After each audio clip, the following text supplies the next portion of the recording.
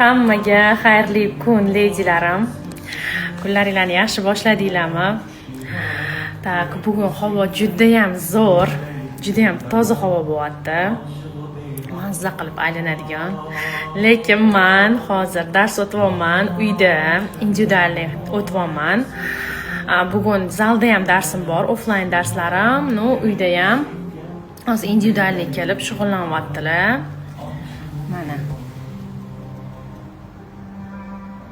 ko'rsanglar bo'ladi, bemalol sizlar ham individualniy shug'ullansanglar bo'ladi. Nimaga zalda emas degan savolga, zalda bilasizlar, vaqtlar o'zi soat-soatiga belgilanib, band qilingan. O'shaning uchun uyda o'tib beraman. Bular уже 2 oy oldin joylarni band qilgan edilar. Mana endi yetib keldilar, to'g'rimi?